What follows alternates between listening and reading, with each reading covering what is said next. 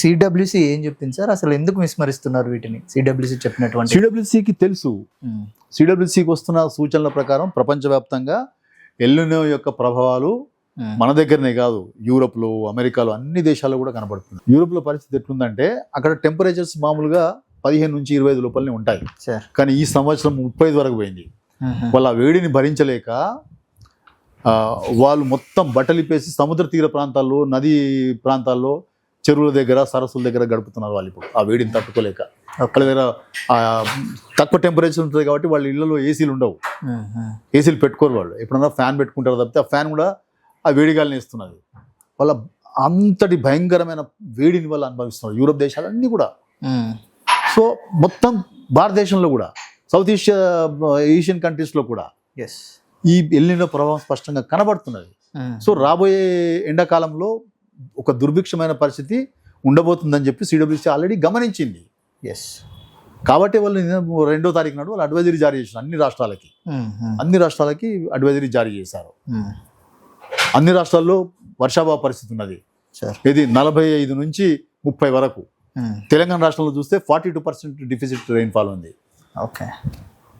ఈ పరిస్థితులలో ఉన్న రిజర్వాయర్లో కొద్దిపాటి నిల్వని మీరు జాగ్రత్తగా వాడుకోండి, పొదుపుగా వాడుకోండి, సాధ్యమైనంత తాగునీటి కోసం వినియోగించండి, సాగునీటికి వినియోగించొద్దు అని స్పష్టంగా వాళ్ళు అడ్వైజరీ జారీ చేశారు.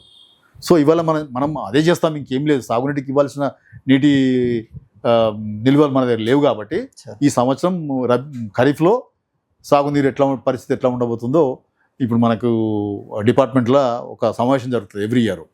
దాన్ని శివం అంటారు, శివం కమిటీ అంటారు. అంటే రిజర్వాయర్లో నీటి నిల్వలు ఎంత ఉన్నాయి, వాటి ఆధారంగా మనం ఏ ప్రాజెక్ట్ కింద ఎంత ఆయకట్టుకు నీళ్ళు ఇవ్వగలం అనే అంశం మీద వాళ్ళు అధ్యయనం చేసి ప్రభుత్వానికి ఒక నివేదిక ఇస్తారు.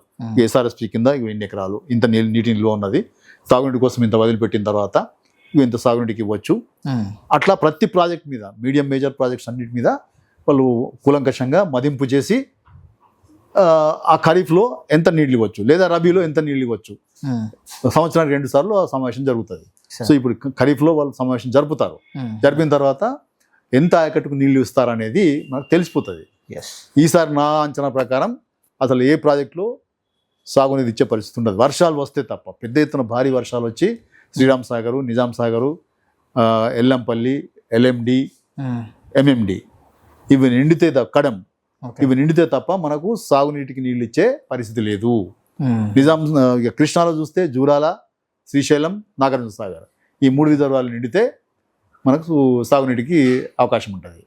లేకపోతే ఇప్పుడున్న నిల్వలన్నీ కూడా తాగునీటి కోసం కేటాయించుకునే నీళ్ళే, వాటిని సాగునీటికి ఇవ్వాల్సిన అక్కర్లేదు, అవకాశం లేదు. ఇంకా నిన్న అడ్వైజరీ జారీ చేసింది కాబట్టి తప్పనిసరిగా ప్రభుత్వాలు అడ్వైజరీని పాటించాలి. ఎందుకంటే రాబోయే కరువుని ఎదుర్కోవాల్సి ఉంటుంది కాబట్టి కనీసం మనుషులకు బతకడానికి కావాల్సిన తాగునీరు ఇవ్వాల్సిన అక్కర ప్రభుత్వాలకు ఉంటుంది కాబట్టి ఉన్న నిల్వని తప్పనిసరిగా తాగునీటి కోసం వాడాలి. అన్లెస్ మనకు ప్రకృతి సహకరించి వరదలు వస్తే మనం ఆ నీటిని సాగునీటి కోసం కొంత మేరకు ఉపయోగించుకోవచ్చు.